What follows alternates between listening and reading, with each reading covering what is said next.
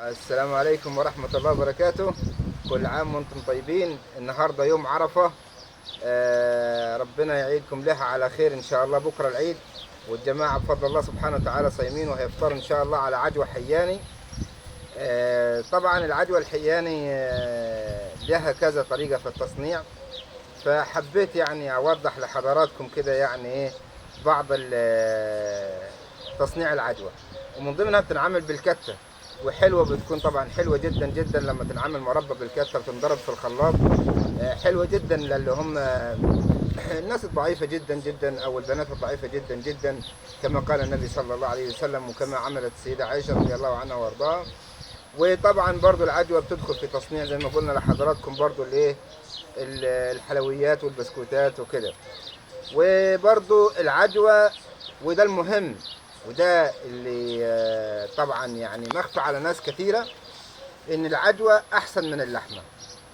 العجوة الحيانة يا جماعة احسن من اللحمة بكثير، لان الله سبحانه وتعالى قال للسيدة مريم: هزي بيدك جذع النخلة تساقط عليك رطبا جنيا.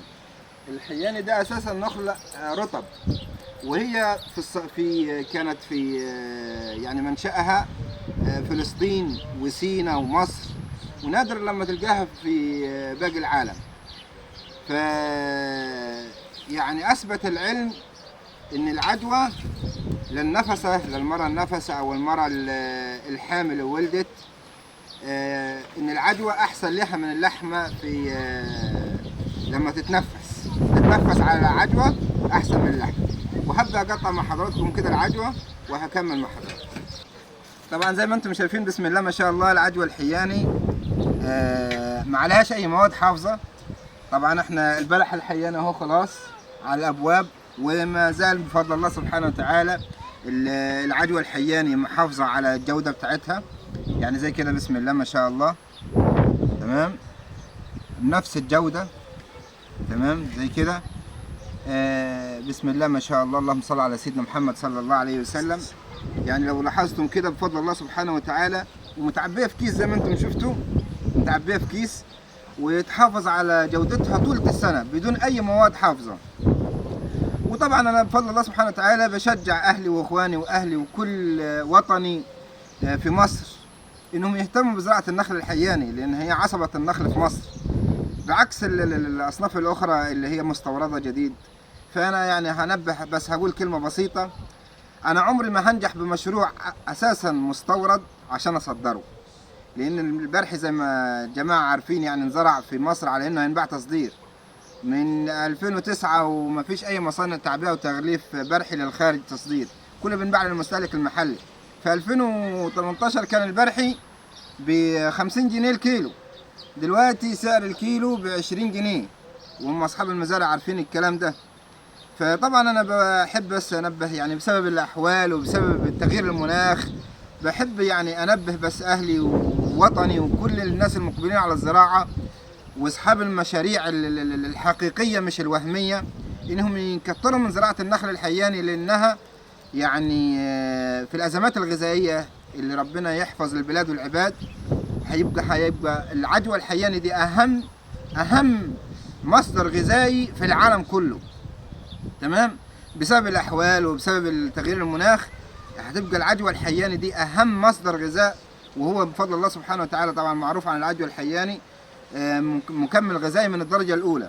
وزي ما قلت لحضراتكم يعني بالنسبة للمرأة الحامل فهو بفضل الله سبحانه وتعالى مفيد لها جدا جدا عن اللحمة. بالنسبة للأطفال اللي عندها الأنيميا فهو برضو بينعمل مربى، ومربى الحياني دي بتبقى برضو علاج لأنيميا الأطفال. بالنسبة للبنات اللي ضعاف وزي كده برضو بيديها سمن، سبحان الله يعني بالكتة وزي كده زي ما انتم شايفين بنفطر عليه.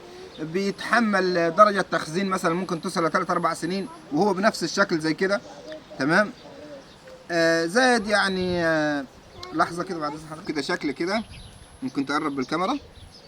بص عشان بص تعرف ان الجودة بتاعته بص نظيفة كلها، بعكس مثلا البلحة المجدول في مصر وفي الوطن العربي كله بلحة جميلة جدا جدا، ولكن درجة تخزينها مثلا ل6-7 شهور، بعد كده بيضرب فيها سوسة، واصحاب المزارع برضه عارفين الكلام ده، بعكس النخل العجوة الحياني.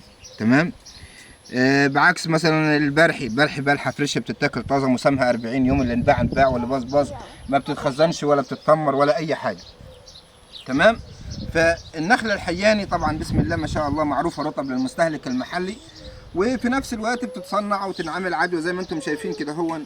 وطبعا برضو زي ما برضو ناس من مهندسين يعني لهم الشكر والاحترام والتقدير، يعني نصحوني كان بان انا اضل مستمر ان انا اعمل دعايات عن النخله الحياني اللي هي مهمله جدا جدا، وطبعا لها اهميه عاليه جدا جدا.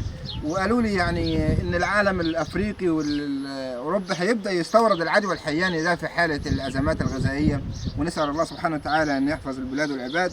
ويمكن كده ابقى وصلت لحضراتكم بس مجموعه الرسائل اللي انا كنت عايز اتكلم فيها، ان العدوى الحياني اهم بكتير للمراه الحامل او الوالد من اللحمه. صحيح والله، وده تجيبه من القران وتثبته من القران بالادله والاحاديث. وطبعا برضو بالنسبه لعلاج انيميا الاطفال، وبالنسبه انه بيدخل في تخزين، بيدخل في تصنيع الحلويات والبسكوتات بقطعه زي كده. تمام. وزي ما انتم شايفين يعني عدوى مفتول طريه بتدخل في كل حاجه زي كده، بص يعني زي كده. تمام زي كده اهو، بص مفتوله طريه زي كده على طول، بتنهرس وبتبقى على طول زي كده اهو، تعملها مربى، تعمل زي كده اهو. تمام. طبعا بتدخل اللهم صل على سيدنا محمد صلى الله عليه وسلم في علاج انيميا الاطفال اللي هي المربى وتصنيع الحلويات والبسكوتات، ولها فوائد كثيره جدا جدا. ويا رب ان شاء الله اكون يعني قدمت حاجه يعني كل الناس في مصر والوطن العربي يستنفعوا بها ان شاء الله. وجزاكم الله خير، وكل عام وانتم طيبين وفي رعايه الله. وكان معكم اخوكم علي مقبول لتوريد وزراعه النخيل الحياني في مصر والوطن العربي. والسلام عليكم ورحمه الله وبركاته.